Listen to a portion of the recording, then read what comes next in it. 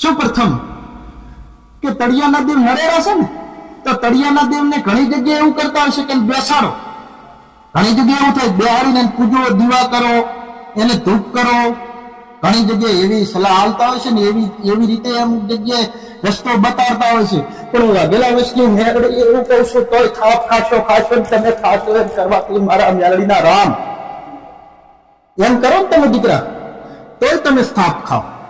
એમ કરવાથી તમે વારો તોય ગુનો, બેહાડો તોય ગુનો. તમે બેહાડીને પૂજો ને તો ગુના કઈ બાજુ બને? ગુના બે બાજુ ગુના બને એ તમને સમજાવું. બે બાજુ ગુના બને.